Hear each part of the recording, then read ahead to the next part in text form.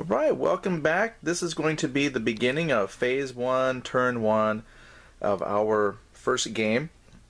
I'm just going to give a quick rundown of what the battlefield looks like. We don't have much, but this just lets you know that you can play the game with a minimal amount of terrain. So if you're starting out like we are, we just have a little bit here. This is on our 6x3 Murphy table. What I have here is I've got our burnt out building. Just a small little farmhouse. We got a couple potential places here for cover, just to put some things out on the board. Even though this is Russia, well, this is supposed to be kind of an east front battle, but I do have little hedgerows that we're just going to pretend somehow ended up in the Russian farmlands, and then some houses there. Right here we have the first initial forces set up, waiting to deploy. This is the Russians, and then we have right up there will be the German forces waiting to deploy. Alright, so again, even without a fancy setup or just the minimum amount of terrain, you're able to make this game work. And I know we can make it work because when I watched the Two Fat Lardies video, well, actually I don't think there was a video, they did a blog, and they explained that you could totally play this game without any terrain whatsoever. So we're going to give it a shot and kind of let you know what's going on. Alright, so we'll be back with the first turn moves and deployments. So we'll talk to you in a little bit. Bye. Alright. So here we've got together some of our dice and whatnot, and what we're going to do real quick is do the roll off to see what the starting force morale is. So she's rolling. Of course, that's in a spot we can't see. So she got 5. So what I got right here is the handy dandy rule book. So you can be just like me. We're looking here. It says if a total of 5 is achieved, this indicates a morale level of 10. So I get the blue die 10. Blue die 10. That's what we're using to track force morale. So hopefully nobody rolls an 11 because they don't make a die 11. So let's see what I get. I'm going to roll that same one because that's lucky. Oh snap. So I'm going to use the handy dandy die 20. And she's just going to put it on 11. So that's what I start with. Now we did the unmodified because neither one of us was green or elite. So we just did the standard die 6 roll right out of the book. I'd give you a page number, but since I'm using the tablet edition, I guess that's around like page 11. It's not actually marked on there. I have to go by my little thing here and it says page 11. After we've done the force morale, now we're going to start on with the patrol phase. Now that's going to be something neither one of us have done yet. So let me grab my patrol markers. How many dice? 5. Alright, so we have our markers we're going to use. I didn't print out those fancy markers that they use, the patrol markers that they have from the like the Yahoo News group. So I would recommend that you find and download something that's about the 2.5 inches that they recommend. We're just going to use these really cheap checker pieces. Just go with it. Alright, so my wife is asking, how do we get this thing going? We're going to roll 1 die 6. We're looking at this scenario, and it says 1 die 6 to see where you start. She rolled a 3, so she's going to be, according to this, starting at the number 2 part, which is like right in the middle of the board. So you're going to put all 4 of your red chips in the middle of the back there. Okay. Okay, so she's gonna do that real fast. And where'd they go? Alright, she tossed them. But see, for those curious, that's why we made our Murphy table 3 feet wide, because 4 feet would be really hard to reach across when we need to. So now she's got to reach across. So let's see, she got to find her thing. There's one. Good enough. Okay, so I'm gonna roll a die 6. This is going to show where I start. A 5. So it says here, yeah, you probably can't read the tablet, but it says 5 or 6 will indicate point 3. Point 3 on the little blue table means at the far end. over where the little gentle dog is trying to sleep. Yeah, you can't see that. She's gonna. Our dog came in, so I'm way over there. All right. So now, when you do this, yeah, he's eating. Okay. So when you do this patrol phase, you take one marker and move it 12 inches any direction you want, as long as you maintain 12 between the last, some chain within your patrol parts that you put out. We're just, because I had the higher force morale, I would actually have to place first. The only drawback is because we do have that smaller table, 12 inches going across, we really don't even have like a real objective other than to just try to eliminate the enemy. So I know, because she's kind of on that middle part of the table, you know, we might want to scout out towards each other or scout towards cover. So there you go, she's going to help me out. So she puts one 12 inches, well, do it from the table edge. So I'm coming in there. Yeah, there you go. She's going to move me out 12 inches from the table edge. That's my first patrol marker. Okay, now it'd be her turn. So I'm going to shift over here. And now she's going to try. It's real hard when your table is right up against a wall, but we're going to make this work. So she's going to try and come out here towards this way. Okay, now you got to put another one of mine. What do you want? Take one.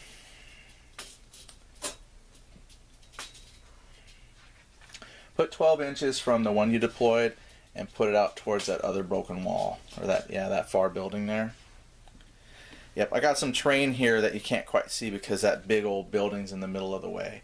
But I've got a hedge and another broken building kind of out back. Alright, so now she gets to move one, so now she's got to figure out, you know, does she want to move one out just from the pack, or does she want to move one out from that point? Now, we're going to move these things until... It has to be a full 12 inches? You broke your chimney. Uh-oh. We had a building malfunction. It does not have to be the full 12 inches. It's up to 12 inches. Kind of really depends on where you want to put your peoples.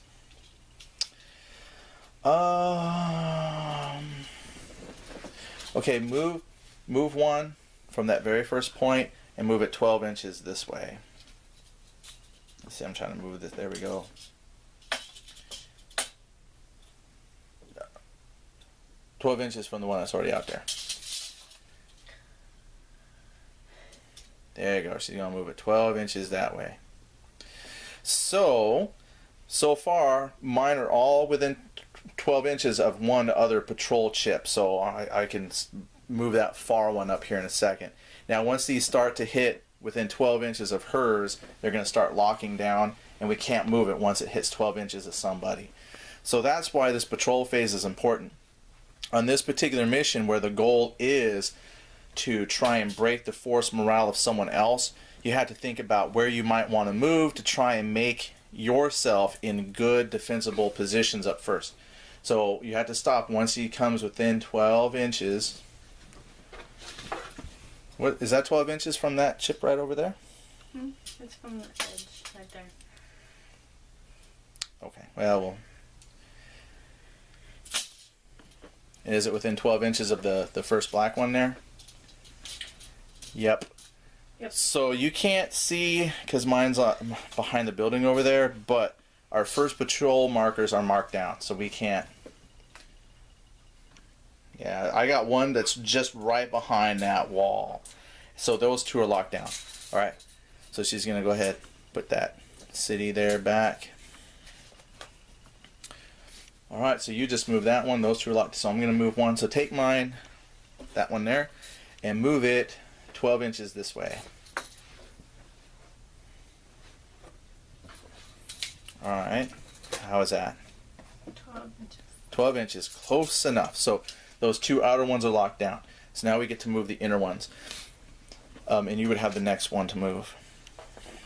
Now, in a game, if you're playing, the rule book here stated that that scenario you could have either 4 or 3 patrol markers. We went with the 4, and once, like if you had one side with only 3 and one side with 4 patrol markers, if your opponent's 3 patrol markers were locked down, you couldn't move your 4th patrol marker. As soon as one side's patrol markers are all locked down, then that's the end of the patrol phase. Okay, so she moved 1 back behind that house. She has 2 behind the building, 1 on the far side that's locked. This one over here, those 2 are locked. Go ahead, take my middle one. Yep. And move it 12 inches up here. We're gonna. Oh, wait. Better yet, move it. Oh, it's locked. because yeah. Well, I can move it past him, but then that would break my chain at 12 inches there, because we had to have a contiguous chain. Was that about 12? Nope, that's out of a foot. Okay, so move that one forward up the middle. Wouldn't that remove it from the 12 contiguous? Well, then it would be in here somewhere, and there would be 12 to there. So I have to take that far back one, because I have to maintain that zigzag line of 12 inches. I'm going to move it up towards that building, which, let's see if it locks.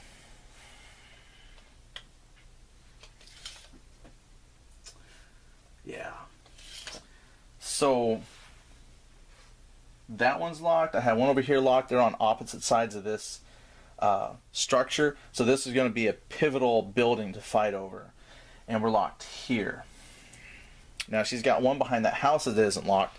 So where would you like to move it? I don't want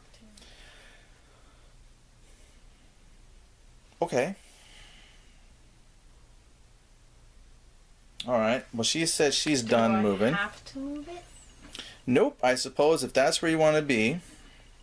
There's nothing in the rule book that says you have to move. I mean, it says you continue moving until they're locked. So, I guess if you don't want to move it, you just self-lock it. You found a spot you liked. I don't remember in the rule book saying that you absolutely had to move a marker. So if it's locked, I'll move it. Because if it says you have to move them until well, it they're doesn't locked, say. they have to be moved until they're locked. Okay. Give me the thing. She's gonna move it. She's gonna put 12 if she can reach it. Maybe we should have went with a 2-foot wide table.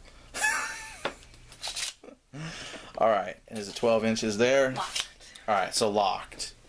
So now I have to bring this one up. Just move it up here so it's within 12. Yep, that will reach there. And then that would be, actually about here. Then it's 12 inches within there. Alright, so if I could get a nice aerial overhead view, I'm going to see if I can. I'm going to lift this up. Hold on. Alright, I think from here you can see there's the 4 the patrol markers. So they've all been locked. So I started at that edge. She kind of started in the middle of that edge, and the patrol kind of near the middle of the board is about where we can deploy. I'm going to set this down again. So now what we have to do is determine the drop-off points. Drop-off points are what will let us actually decide where we can place the troops. So that's the next part. So let me just get ready for that. Alright, so this is what we're going to be using for the drop-off points. I got 3 black for the Germans, 3 red for the Russians. Now we place these.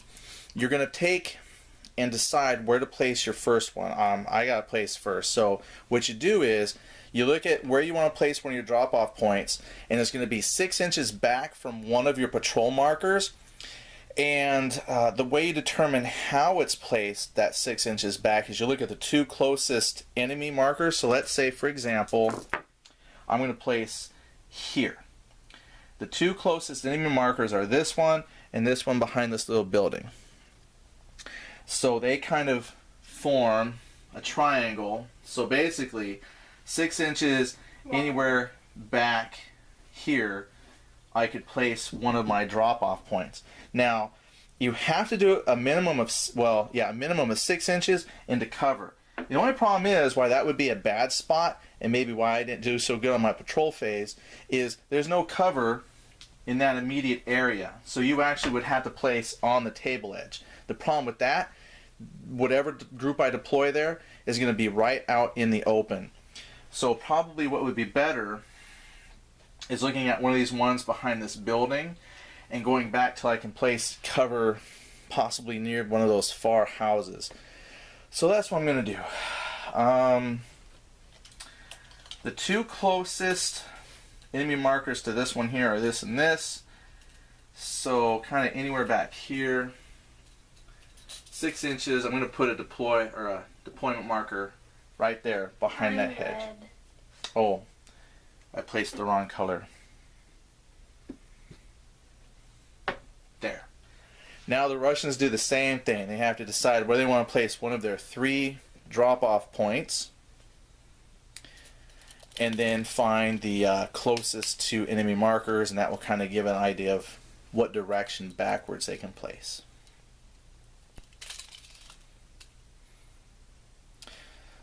So I already know, reading some forums, some folks said, hey, you know, is the patrol phase important? I'm thinking, yeah, the more experience we get doing this, the more we can decide where to place our patrol markers to get an approximation of where back we could place our drop-off points. Yeah, he should have told me that first. It's a learning game. Alright. So, yeah, like, so from here, these two are the closest. So they kind of, yeah, you would be back here somewhere. No, there's no cover. So you would actually have to come, well, because you could probably put one here.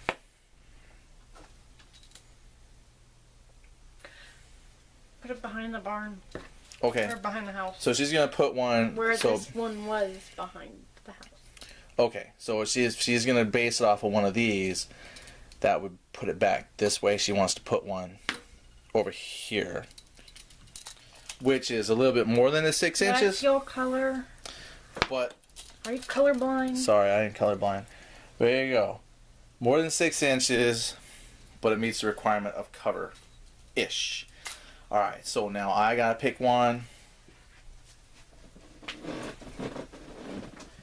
Alright, so I have...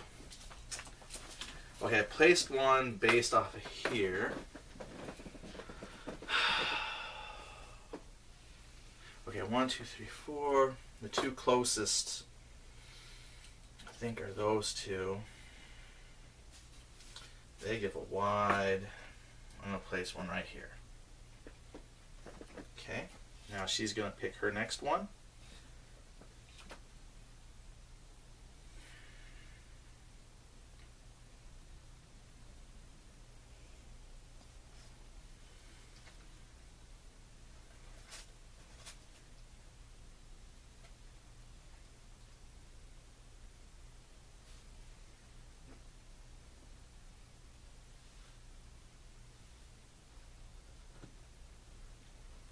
Okay.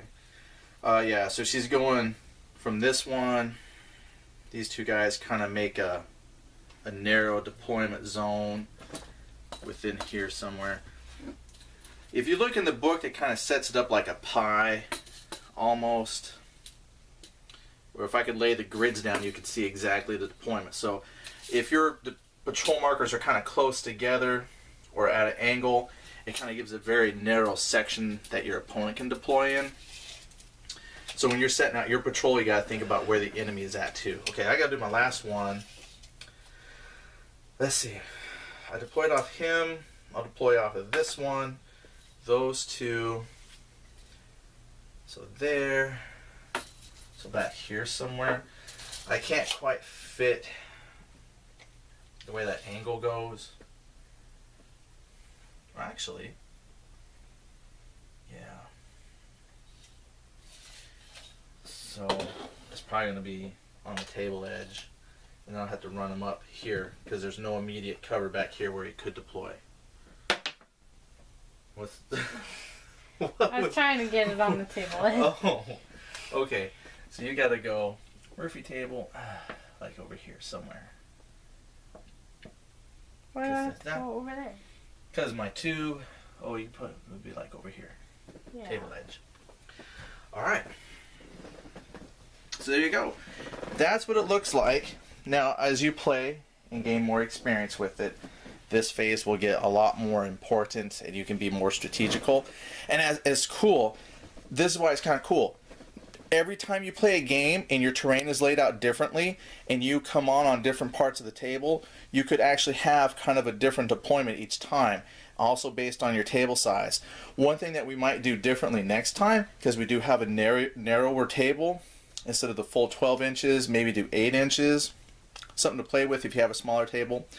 But that's what we're going to go with for now. So we have our starting force morale. We have our initial drop-off points. So now we can take off the patrol markers. And those ones over there. So until I get some fancy ones made up that look like oil cans and things like that, we're just going to use those little markers to represent the drop-off points. No eating of the markers. All right, thanks. Thanks, General Dog. All right, so tune in next time. We'll start phase 1 of turn 1. Bye.